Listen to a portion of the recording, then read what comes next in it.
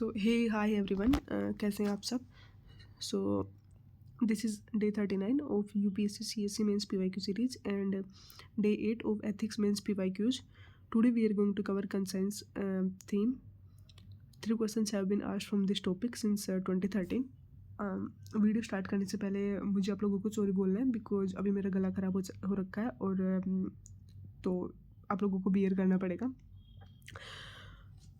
Let us start our today's discussion. तो consign पे अभी मतलब 3 क्वेश्चंस पूछे गए हैं. 2 क्वेश्चन तो 2013 पे में पूछे गए थे और एक क्वेश्चन अभी 2 साल पहले का 2023 का.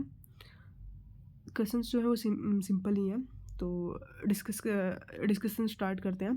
पहला क्वेश्चन है कि what do you understand by the term voice of conscience, और कैसे आप खुद को प्रिपेयर करते हो to heed the voice of conscience, कि वॉइस ऑफ कंसाइंस है क्या और कैसे आप खुद को प्रिपेयर कर सकते हो. ऑब्वियसली सिंपल ही क्वेश्चन है क्योंकि उसी साल ये पेपर इंट्रोड्यूस हुआ था.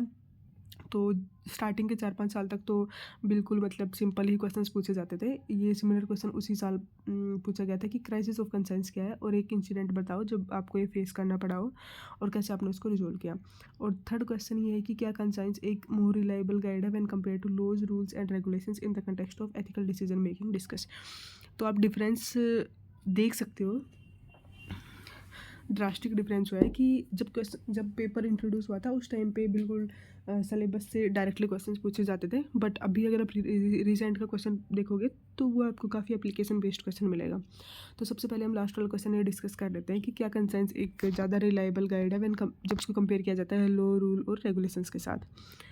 तो यहाँ पे मैंने डिफरेंट जो फिलोसोफर हैं उनके पॉइंट्स के अकॉर्डिंग इस क्वेश्चन को आंसर करने की कोशिश की है. अगर आप चाहो तो आप इसके पॉजिटिव और नेगेटिव मतलब दोनों साइड लेके लिख सकते हो कि वैसे वो साइड भी मतलब यहीं पर डिस्कस कवर हो जाएगी. तो चलो डिस्कस ही कर लेते हैं. तो मैंने स्टार्ट किया है कि the extent to which conscience inform moral judgement वो डिबेटेबल है. कि कंसाइंस जो है हमारी मोरल जजमेंट को इन्फॉर्म करती है, ये एक डिबेटेबल इश्यू है. क्योंकि कुछ लोग ये आर्ग्यू करते हैं कि एक पावरफुल इंटरनल गाइड है जो कि इंडिविजुअल की वैल्यूज़ को रिफ्लेक्ट करती है. वहीं दूसरी तरफ ये लोग मानते हैं कि ये जो है बाइस्डनेस होती है इसमें और सोशल कंडीशनिंग होती है. जो फिलोसोफर थे लोग उनका ये मानना था कि ये इनेट प्रिंसिपल्स पे बेस है but deliberated whether they are objective और सब्जेक्टिव. मीन्स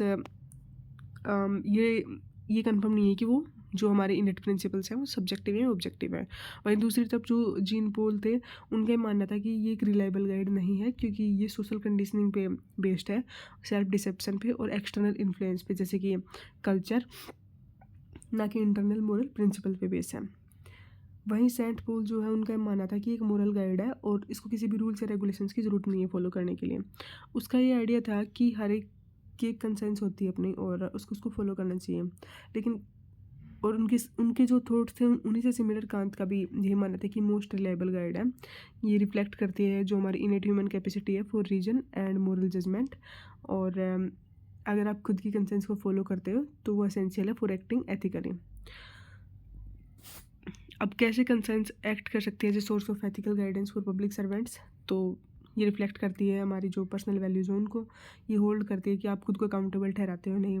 ये ग्रुप थिंकिंग को चैलेंज करती है और प्रोवाइड करती है मोरल करेज. अब इसका एक एग्जांपल मैंने एक विसल ब्लोअर का रखा है कि जो कि उसके एजेंसी में कुछ गलत काम हो रहा था और उसको रिपोर्ट करता है. तो वो अपनी कंसेंस से गाइड हो सकता है और प्रायोरिटाइज करेगा पब्लिक इंटरेस्ट को ओवर पर्सनल सेफ्टी और जॉब सिक्योरिटी. और कंक्लूड किया है मैंने कि कंसेंट जो है एक वैल्यूएबल गाइड हो सकती है एथिकल डिसीजन मेकिंग में, लेकिन उसकी जो रिलायबिलिटी और एक्यूरेसी है वो वेरी कर सकती है. तो यहाँ पे मैंने थोड़ा मिक्स्ड सा ही कंक्लूड करने की कोशिश की है क्योंकि कुछ फिलोसोफर्स का ये मानना है कि ये एक मोरल गाइड है जो कि हम सभी को फॉलो करनी चाहिए, मतलब इसके द्वारा जो भी इनपुट हमें मिलते हैं. वही दूसरी तरफ लोगों का ये मानना है कि ये बाइस्डनेस पे डिपेंड है. इसमें बाइस्डनेस हो सकती है क्योंकि ये सोशल कंडीशनिंग वगैरह इन सब से सब्जेक्टेड है. अब हम सेकंड क्वेश्चन पे आते हैं, सॉरी फर्स्ट क्वेश्चन पे, कि वॉइस ऑफ कंसर्न से आपका क्या मतलब है और कैसे आप खुद को प्रिपेयर करते हो. तो मैंने एग्जांपल से स्टार्ट किया है कि एक एयर इंडिया विसल ब्लोअर है, वो एक्सपोज रिसेंटली एक एयर इंडिया विसल ब्लोअर ने एक्सपोज किया है safety protocols violation by a senior trainer, और जिससे कि उसको डिसमिस कर दिया गया था, और जो 10 पायलट्स उनको उनकी ग्राउंडिंग हो गई थी। और इस चीज़ ने हाईलाइट किया था कि impact of individual conscience in aviation safety.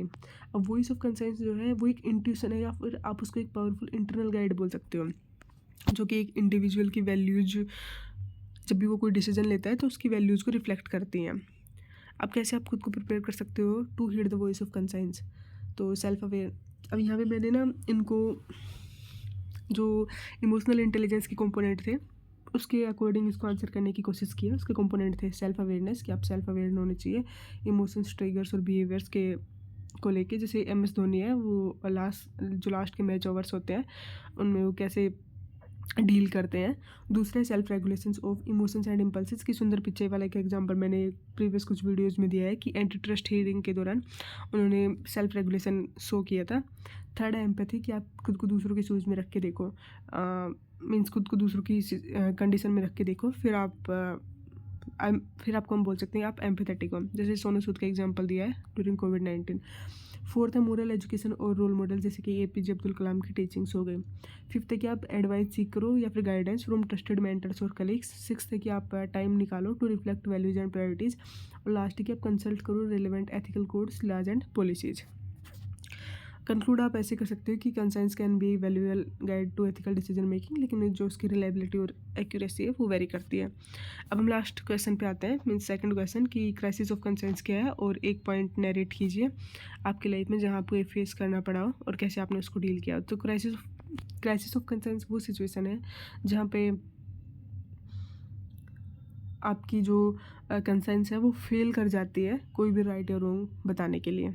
Example मैंने मेरे कॉलेज ईयर्स का लिखा है कि जब मैं एक ग्रुप प्रोजेक्ट का हिस्सा थी तो एक टीम मेंबर ने बियरली ही कंट्रीब्यूट किया था, लेकिन सबमिशन से पहले उसने आके रिक्वेस्ट की कि हम भी उसका नाम लिख दें उसमें प्रोजेक्ट में, और ये बताएं कि वो एक इक्वल कंट्रीब्यूटर है, क्योंकि उसको अच्छे मार्क्स चाहिए स्कॉलरशिप रिन्यूअल के लिए। अब मेरे सामने क्राइसिस ऑफ कंसाइंस आया कि अगर मैं इसको इंक्लूड करती हूँ तो अनफेयर होगा रेस्ट ऑफ द टीम के साथ, और ये कॉम्प्रोमाइज़ करेगा इंटीग्रिटी को। लेकिन अगर मैं उसको एक्सक्लूड करती हूँ तो उसकी एक स्कॉलरशिप जो है वो अफेक्ट होगी, और उसको काफ़ी दिक्कतों का सामना करना पड़ सकता है।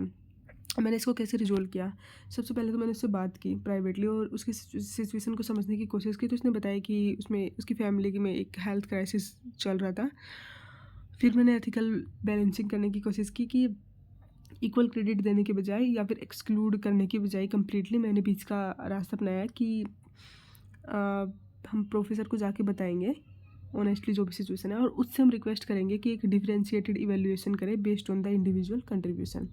और वो जो पर्सन है जो कि हमारे प्रोजेक्ट में शामिल होना चाहता था, हम उसको कंपैशन के साथ सपोर्ट करेंगे कि वाइवा के लिए हम उसको हेल्प करें प्रिपेयर करने के लिए, ताकि वो परफॉर्म कर सके बेटर इंडिविजुअली।